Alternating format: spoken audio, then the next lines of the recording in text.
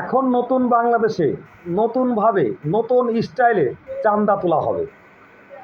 কিস্তির টাকার জন্য চাঁদা তুলবে, সুদের টাকা দেওয়ার জন্য চাঁদা তুলবে। কারণ বাংলাদেশে এখন বর্তমান কিস্তি তো মনে করেন জমজমাট ব্যবসা চলতেছে।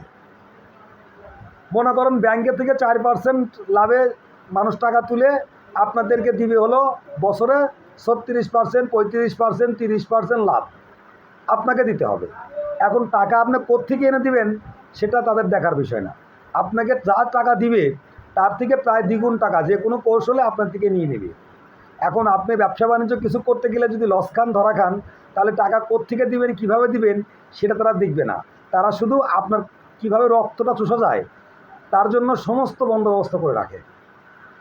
এতদিন বাংলাদেশে যেমন চাঁদা লুটপাট করছে বিভিন্ন রকমের সুদখোররা, ঘুষখোররা, এখন লুটপাট করতেছে সরাসরি গরিবের উপরে, মধ্যবিত্ত মানুষের উপরে, বিভিন্ন ধরনের নিম্ন শ্রেণী মানুষের উপরে অতিরিক্ত আকারে চাঁদার দাবি করে তাদেরকে মেরে ফেলা হচ্ছে এবং তাদেরকে হুমকি ধমকি এই সেই ভয়ভ্রান্ত দেখিয়ে তাদেরকে দমন করার চেষ্টা করা হচ্ছে।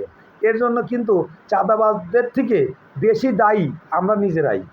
কারণ চাঁদাবাজরা মাত্র সামান্য 10-12 জন, আর আমরা মনে করেন হাজার হাজার। আমরা যদি তাদেরকে বেঁধে পুলিশের আওতায় দিয়ে দেই বা প্রশাসনকে ডাক দিয়ে কঠোর শাস্তির ব্যবস্থা করি, তাহলে কোনো চাঁদাবাজ আপনার ঘর থেকে আমার ঘর থেকে সৃষ্টি হবে না। আমার ঘর থেকে আপনার ঘর থেকে চাঁদাবাজরা সৃষ্টি হচ্ছে। এর জন্য আপনি আমি উভয়ে দায়ী, কথাটা মনে রাখবেন। এটাই বাস্তব। অন্যের ঘাড়ে দোষ চাপিয়ে আর কতদিন? নিজের দিকে একবার তাকিয়ে দেখুন, আপনি নিজেও দোষী।